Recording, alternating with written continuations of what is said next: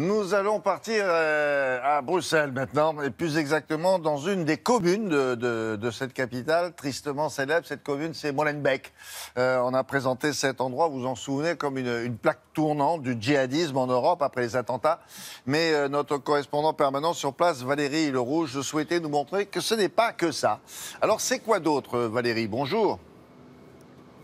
Bonjour William, bonjour à tous. On est effectivement sur cette place qui était sous le feu des projecteurs il y a maintenant 1 an et demi. On est en plein cœur de Molenbeek, là où on grandit et d'où sont partis des terroristes du 13 novembre. Alors depuis, la ville a pris cher, la ville de 95 000 habitants, une surmédiatisation dont elle se serait bien passée, des perquisitions qui continuent encore aujourd'hui, et beaucoup de ces habitants se sentent aujourd'hui stigmatisés. Les jeunes notamment se sentent discriminés quand sur le CV, ils affichent qu'ils habitent à Molenbeek. Alors pour contourner le problème, certains se sont dit que le plus simple était peut-être de monter sa boîte, sa start-up dans un domaine qu'ils affectionnent, l'Internet.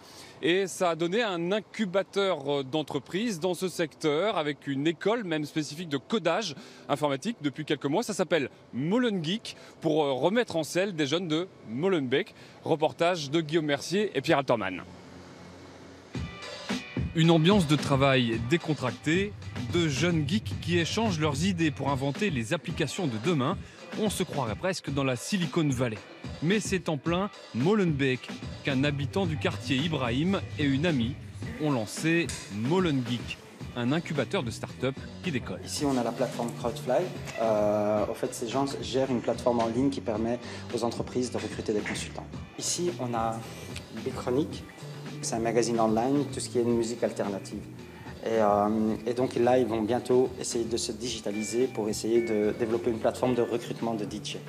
Ici, on a Guillaume, qui a, avec son application Quicklery, qui a fait plus de 100 000 téléchargements en combien de temps, Guillaume? En 2 mois. Ça se passe super bien.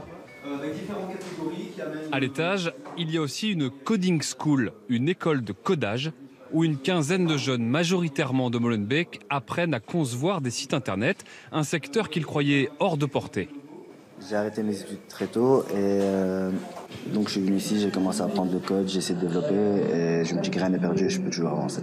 Ça permet à beaucoup de personnes en tout cas d'avancer plus vite, de laisser leur boulet à la porte, leur boulet de la vie, le boulet du fait qu'ils sont d'une certaine origine, qu'ils ont grandi dans ce quartier, qu'ils ont plusieurs portes fermées à chaque fois qu'il y a eu un entretien d'embauche ou autre.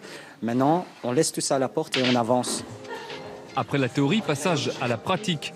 Ismaël a conçu avec d'autres étudiants un site internet pour Sharif, un habitant de la commune, qui en avait besoin pour organiser une compétition sportive. Chacun a pu apporter ses propres compétences pour pouvoir développer, notamment sur le visuel, sur la vidéo, sur la conception du site internet. On a tous travaillé ensemble. Donc samedi soir, on était 5 personnes, on a travaillé dessus et en 6 heures de temps, on a pu avoir ce résultat-là. Molengeek semble susciter des vocations et réveiller des envies. Franchement, ouais, ça m'a permis d'être plus ambitieux, car on voit d'autres personnes qui lancent leur start-up, qui se lancent, qu'on voit que ça marche pour eux. Donc pourquoi pour nous ça marcherait pas si notre idée est bonne, si on est...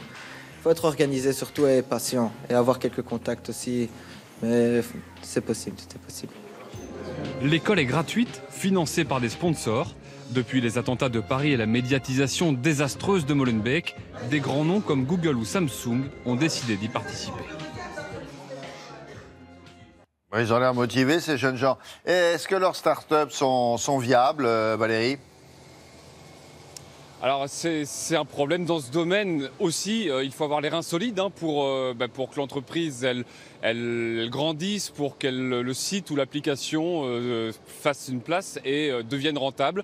Et effectivement, souvent ils sont un peu rattrapés entre guillemets par leur CV, par leur appartenance à Molenbeek, et c'est difficile de trouver des financements, notamment auprès des banquiers.